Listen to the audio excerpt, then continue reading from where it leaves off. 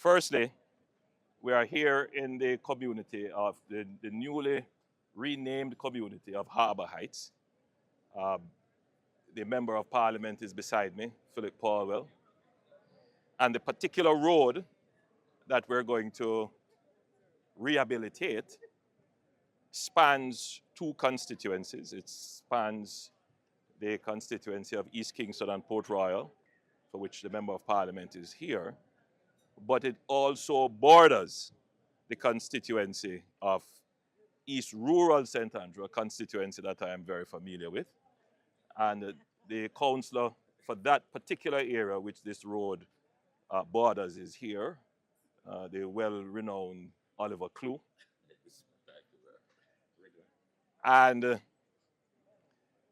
because the Spark program is a national program, you are not likely to find a road being dissected in its rehabilitation simply because the border stops it. So because it's a national program and it is designed to ensure that we have a network of roads where the roads cross borders or are borders themselves, we will ensure that the entirety of the road is done, that there is collaboration between the political representatives and the communities to ensure that the national interest is served. So the takeaway first is that the Spark program is a national program. Though it is constituency executed, it's a national program, and it is a program designed to ensure that Jamaica's road network is in the best state. The Spark program, however, is divided into two elements. The element that we are launching today is the community road element. Meaning, when we say community roads, they could be parish council roads, they could be roads in housing schemes, meaning subdivisions, or roads that are not considered main roads under the NWA Act. Now, how community roads are chosen is precisely that, the community. This road went through a process of consultation. Each constituency was required to hold a consultation where interested members of the public could come and voice their concerns. My constituency held the last consultation, and I faced my constituents who made their demands, their recommendations, and their requests regarding roads, and we created a long list, call it that. Now, from the long list, the Member of Parliament, the NWA, the councillors, and other interested parties would go through and we come up with a short list. Now, not every road on the long list can be repaired. So the roads that we're going to be repairing first are the roads that, first of all, require the least intervention, meaning that there are some roads that will require massive retaining walls, will require the laying of pipes, big water mains. We may have to acquire land. And so those things elongate the process. And if we were to take a road that requires all of that, then we probably won't start until another year. So we're starting with the roads that are easiest to rehabilitate. This road presented itself as such. Now, we intend to start rapidly right across the island. So though we're starting here today, other constituencies and other communities can expect within short order they will see a mobilization of work assets in their areas for the roads for which they have expressed the interest in seeing those roads rehabilitated.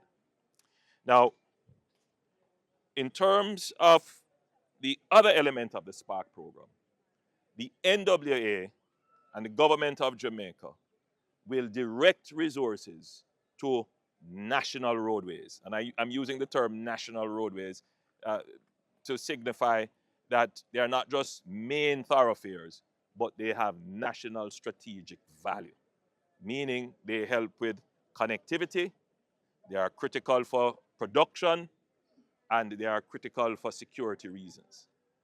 So those roadways will be repaired under the other half of the Spark program. So here is the Spark program in terms of budget. It's $40 billion for roads. That 40 billion is divided into two. 20 billion for roads like these in communities like these. And another $20 billion for main roads. And I give you an example of a main road that we have to pay attention to. For example, coming from the airport, heading on to Windward Road, that entire stretch passing the cement company. Now, which MP is going to make an allocation to repair that?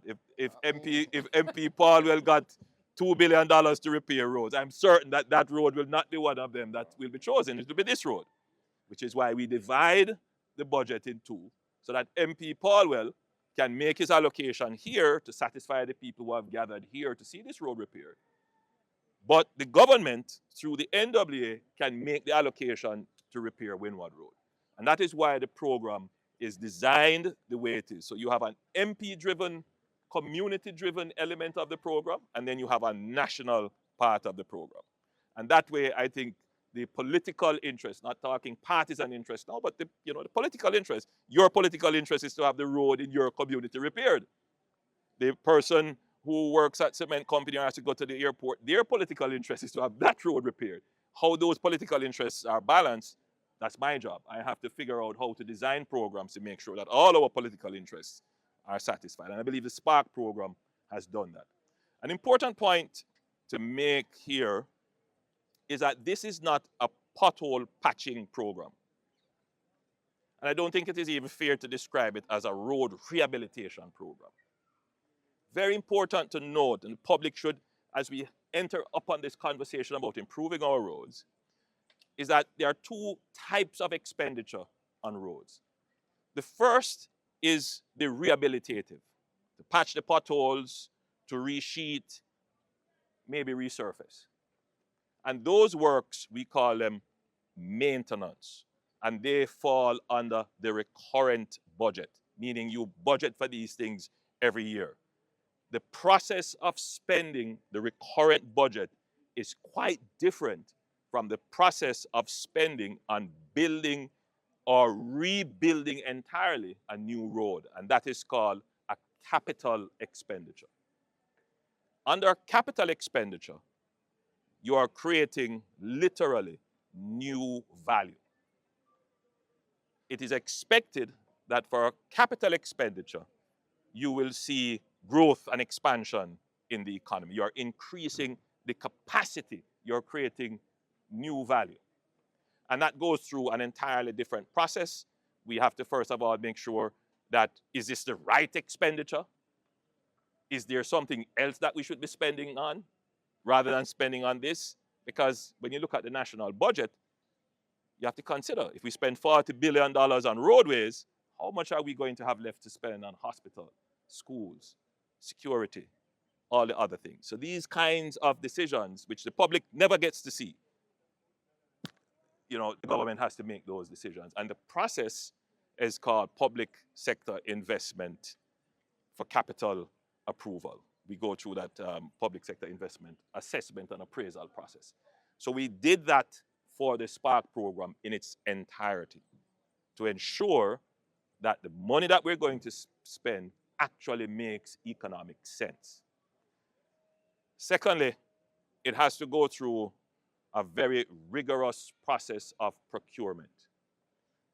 When you're doing capital works, it is rare that you're going to say this is an emergency expenditure, because you have to plan way ahead for capital work. So the accelerated pace that you could get on an emergency program, you would not get it under the Spark program. So you have 2 years of planning up to this point.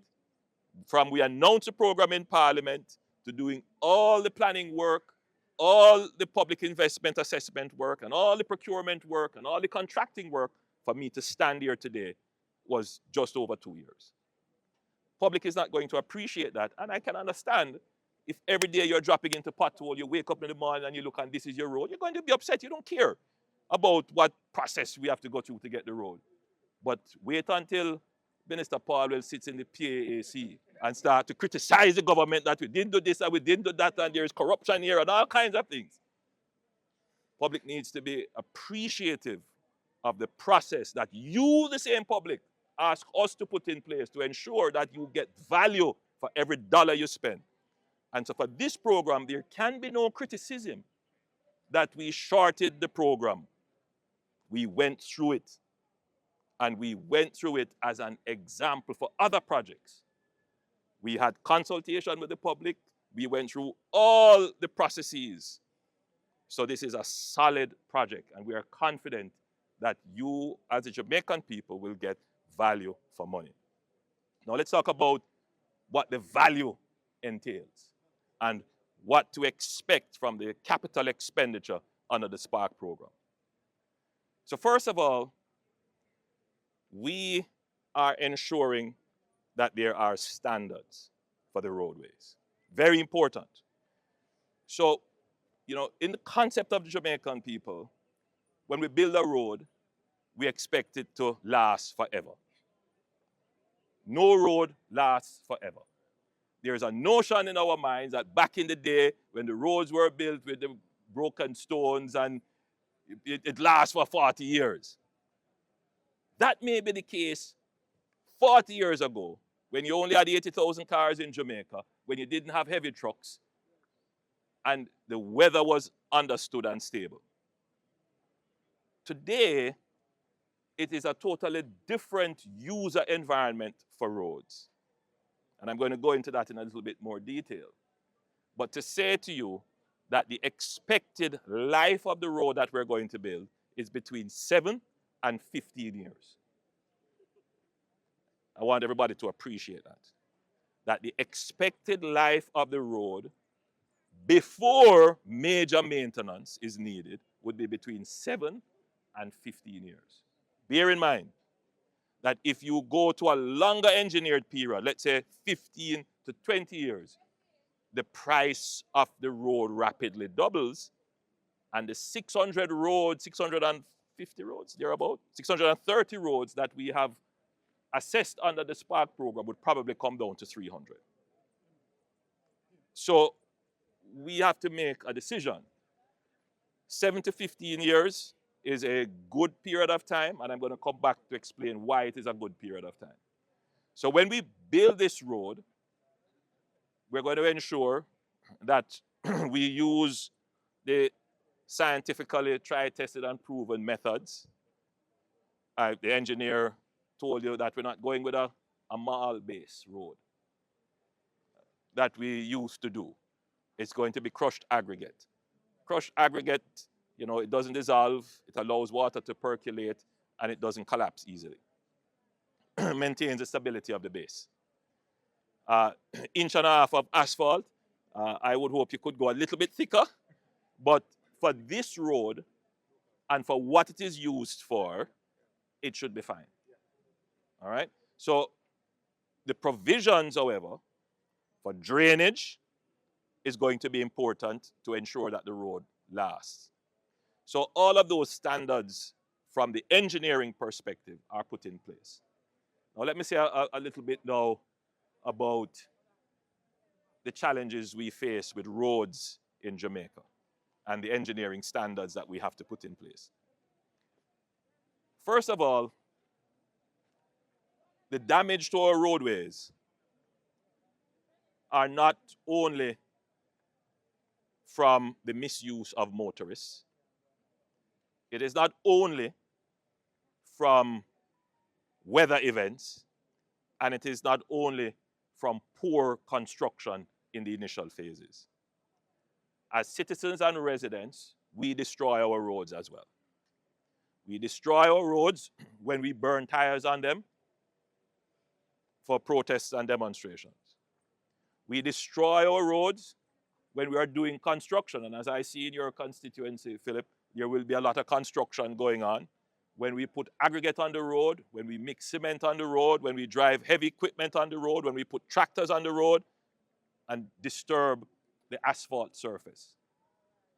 So when we repair this road, when we rehabilitate it to the highest standards, you, the community, you have a duty to protect and maintain the road. You, the community, you have a duty to protect and maintain the road. If your pipe breaks and the water is running constantly on the road, please repair your pipe quickly. If you're doing construction, respect the surface of the road. Don't mix the cement on the road. Don't use your heavy equipment to disturb the surface of the road. That is something that we will have to address, and I'm come back to that point later. Now, when we talk about the driving conditions of the roads, Jamaica is going through, like every other country, a change in its climate. The issue of climate change is real. For most people here hearing climate change, they think it's something far off, doesn't have any impact on them. Climate change affects your roadways. Recently, I read out an article when we did the launch of the Spark program. And the article was describing roads being destroyed and governments having to make expenditure allocations for the repair of the roads. Everybody thought that I was talking about Jamaica. The article was actually about Costa Rica.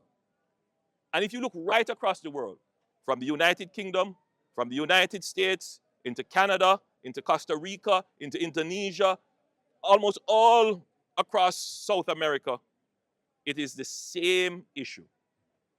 Weather variability has impacted road conditions. Now, this is not to excuse that Jamaica has had bad roads and potholes for 50 years. That's not the point I'm making. The point I'm making is that the variability in weather has exacerbated, made the problem worse. And it has made the problem worse in several ways. And I'm going to go through them because the public needs to understand this. When the NWA maintains roads, even with the limited budget that it gets to maintain roads, that is to patch and cover cracks in the roads and to do emergency work where required. Very limited budget, less than $1 billion sometimes in the budget to maintain all 22,000 kilometers of roadways in Jamaica. Well, more than 22,000 kilometers, 27,000 kilometers of roadways. Now, that routine maintenance program follows the seasonality of the weather. So you can't patch roads in the rainy season. So when you budget, you know that those funds will be used up in the dry season. December is usually a month where we have a routine maintenance program which goes through with bushing, drain cleaning, and patching roads. What happened this December?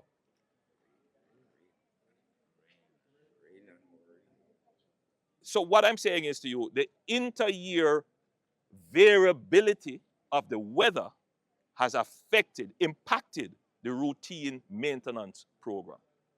That's how climate change impacts your daily life.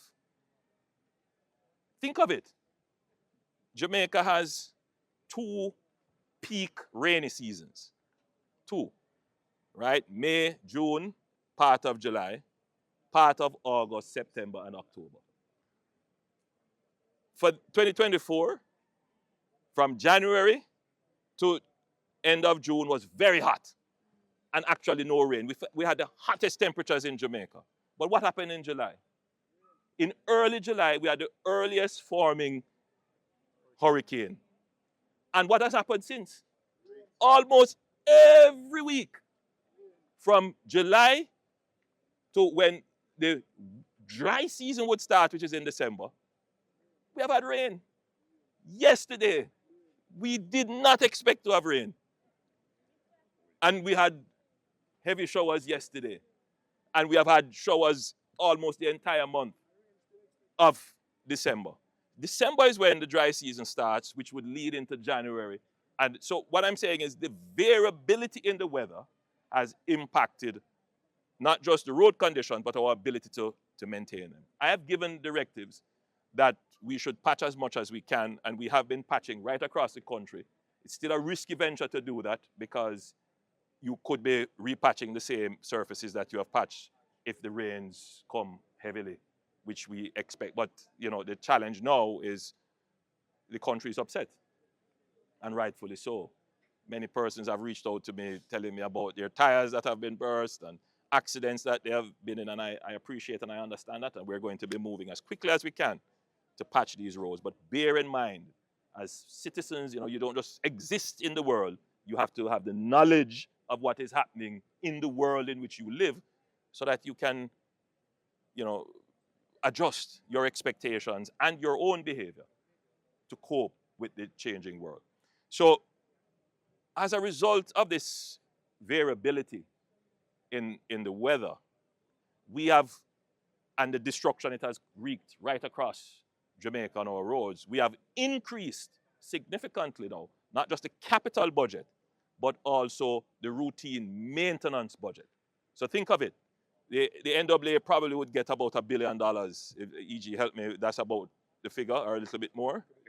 A little bit more to do routine maintenance, patching and fixing cracks. For the whole country, for the whole year. For the whole country. Now, since July, since the passage of Beryl, we have provided approximately $2 billion for REACH. $3 billion for REACH. Another $2 billion for emergency. And we have provided through the Christmas work, I don't like to use that term, but the constituency mitigation program, and another $1.5 billion. So we have rapidly and significantly increased the budget for road maintenance. You're looking at about $6 billion now for road maintenance. And I will be the first to tell you, $6 billion is not enough. But we will spend it as quickly as possible, as best as we can, to improve your local situations and indeed the general road network. And come March, when we finalize the next budget, then there will be some new allocations which will take us through. Having said all of that, what is the future for roads in Jamaica? And I'm sure MP Paulwell would be very interested in hearing what are the government's thoughts on the future of roads in Jamaica. And I'm sure all the residents here would want to know that. First, we are satisfied that we will improve right across Jamaica about 600 roadways. The sum of the improvement will be greater than the roads itself, meaning that because the roads are connected and they are strategically chosen, most of them, you're going to see the roads having a positive impact on the economy. So for example, we're going to be repairing roads where factories are. We're going to be repairing roads and bridges that are critical to getting people to school, for public transportation, to reduce traffic and congestion and the cost of your fuel. So it's not just 600 roads, it's all that comes with the 600 roads. So you're going to see an impact across Jamaica and an improvement in the economy. Secondly, the challenge that we have had with the roads has now placed the administration of roads squarely on the agenda of government. Some of you who are knowledgeable about how roads were maintained in the 60s, 70s, and 80s will reminisce on the good old PWD, Public Works Department, where the government had the internal capacity to immediately respond to road maintenance. And there are those who share the view that roads were better maintained then. As I say, I won't dispute it, but today is a different time from then.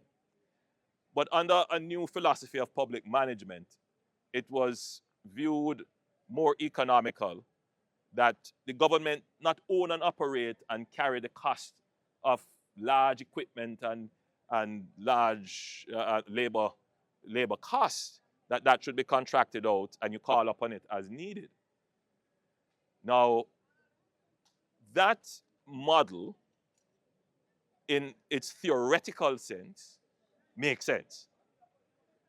But in its full applicability to the current situation, we may need to reconsider it. Because even under emergency procurement rules, there is still a lag time between the small formation of a pothole and the mobilization of a contractor when the pothole is this big. So we are going to be looking at what capacity the government needs to retain to be able to respond immediately to the small formation of a pothole before it becomes a large crater. All right, so that is something that we are reviewing. Secondly, there was a time when Jamaica had the second highest ratio of roadways to square kilometers, second only to Japan. That has changed rapidly. Other countries have built out their road networks. So Jamaica is no longer one of the most dense road to square kilometers in the world, but we still have a very high density of roadways. The problem is who owns the road and who manages the road, and how are roads built. So let's look at that. Roads are built by the government of Jamaica, determined by economic and strategic needs, like our highways. But most of our community roads are built in subdivisions. Housing developments are being planned.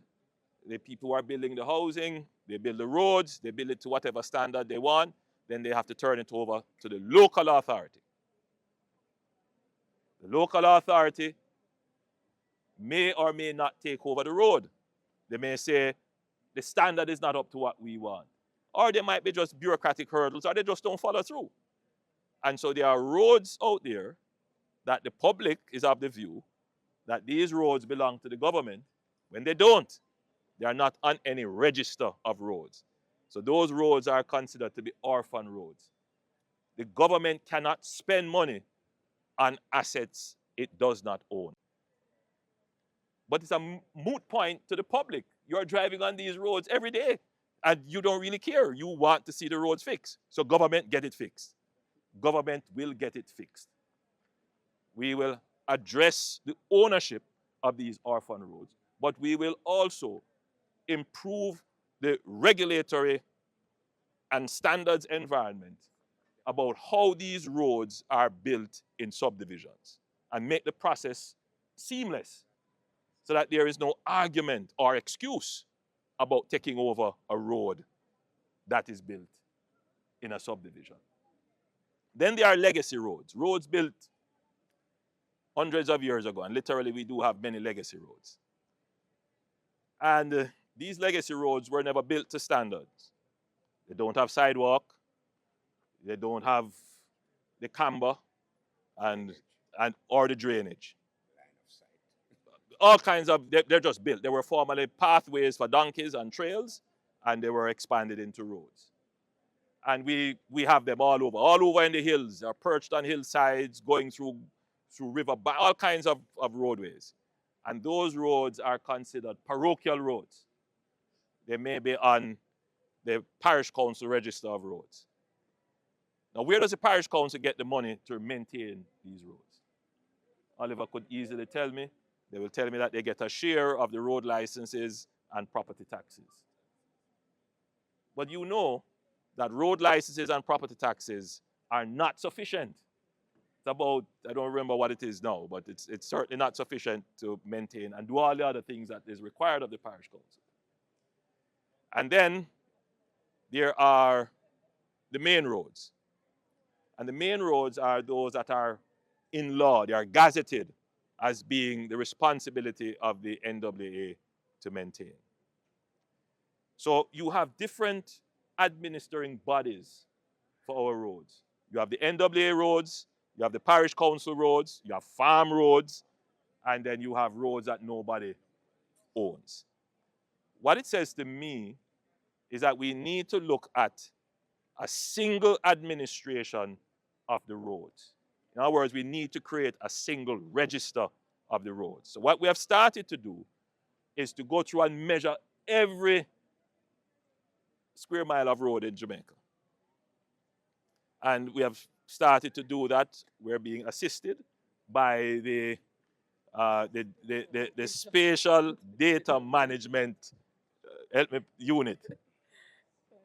Right, that's right. So the government of Jamaica actually has a unit that does GIS mapping, meaning Geographical Information Systems mapping, and they are going through with the Ministry of Local Government and the NWA, and they are mapping all our roads. Once that is complete, then we're going to put all the roads in one register. We're going to put them online, so you will be able to see where is your road, what's the distance of paved area, what's the state of repair, when last was it repaired, when is it budgeted to be repaired. So you will be able to have information about your road. So that's the first thing, and that's already in train.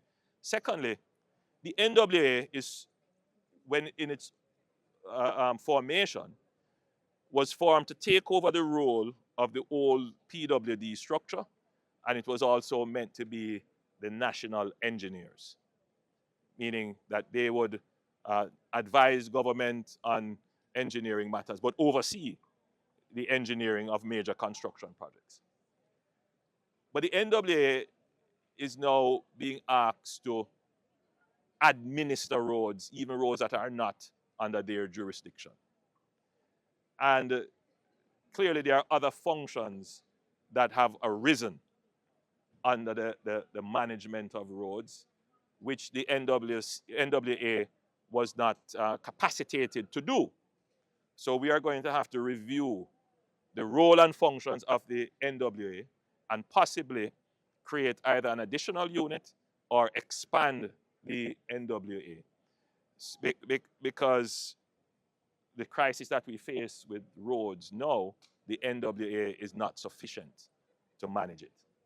And as it relates to the immediate response of, for example, being able to address a pothole when it is a pothole and not when it is a crater, that's a big issue. So we need to be able to have rapid response to deteriorating road conditions. And so we may very well have to create an entity or capacitate the NWA in that regard. So, contractors. Contractors are a critical element of the road maintenance ecosystem. And Jamaica is blessed with several contractors. Many of them perform very well. But where we are now and the scope of work that is to come, we will have to sit with our contractors in a mutual way to assist them as much as possible in increasing their own capacity to deliver complicated projects and the best quality work. And that means we have to give them support in, for example, getting access to engineers. And in fact, that's probably the biggest issue. Getting access to people who have good project management skills. And then the big issue is getting access to insurance, bonds, and financing. And I think that is where we need to sit with our contractors and work out a proper ecosystem that supports them. Because from now for the next 10 years, the level of work that Jamaica has to undertake to repair roads like this all across the country, the government can't do it itself. We will need a contracting force that can manage the tasks. Right now, China Harbour is the enterprise contractor that has done most of our large projects. The government of Jamaica is vested in ensuring that we have enterprise contractors that are Jamaican based. And we are vested in ensuring that we can support our contractors in becoming enterprise level contractors, not just for work in Jamaica, but we want them to go and work elsewhere as well. But we have to help them in the ecosystem. So we're studying how we can be more supportive to our contractors. Of course, the contractors will immediately tell me, Prime Minister, the best way to support us, and I'm saying this in the presence of the Permanent Secretary and the Executive Director, the CEO of the NWA, is that contractors want to be paid early, paid on time. And I hear that, and I agree with you, because it's a cash flow issue. If you pay them on time, they will be able to invest in their capacity. It is the delay in payments that have really impacted their ability to invest in improving their capabilities. So that is something that we will be looking at as well within government to make sure that we pay on time as quality work is certified. So as I had promised you, an extensive, very engaging discussion on roads in Jamaica. I hope it has been useful, that you have a better understanding and appreciation of what we're doing and how we intend to do it and what the future of roads is in Jamaica. So the future of roadways in Jamaica, in my mind, and I'm sure after my presentation now you'll have a better understanding, is that we will have a good future for our roadways. We will have world-class roadways in Jamaica. It has already started. If you travel east-west and you go on the extended east-west from Maypen to Williamsfield, you will be very pleased. If you travel on north-south, you are very pleased. And the Montego Bay Perimeter Road, that is going on very well. So Jamaica will have a first world road network that will ensure that everybody can cross it, right? You won't ever hear a part of Jamaica, major part of Jamaica, an entire parish cut off because a bridge went down and nobody could cross it. You're not going to have that again. Everybody in Jamaica will be connected.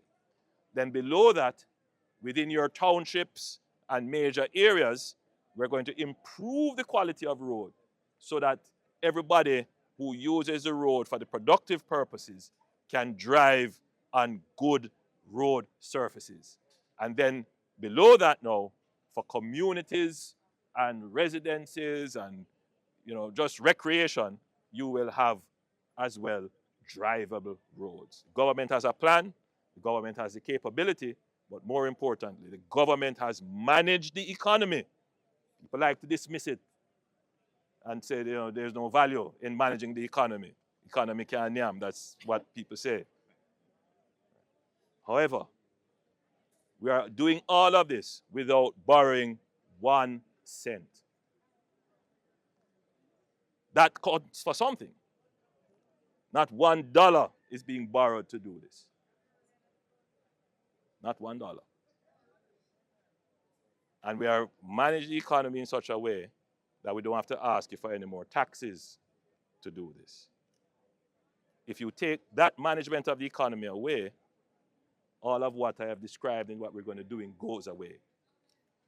So it's very important that Jamaicans make the connection that the pothole can't be fixed unless the economy is properly managed. Otherwise, you have to borrow it, then you pay debt, and to pay debt, you have to pay more taxes, and you get into this vicious cycle which we were 10 years ago. Maintain this virtuous cycle.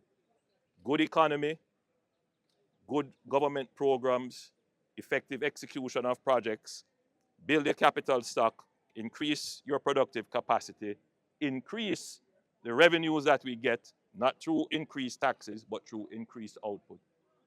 And we spend on our roads again, and we get into what is called the virtuous cycle. So Jamaica is now at that point where we have a virtuous cycle. Good economy, good government, good project execution, increased capacity, increased revenues, more projects, more growth. That's the future for Jamaica. God bless you all. Happy New Year when it comes. Smooth drive.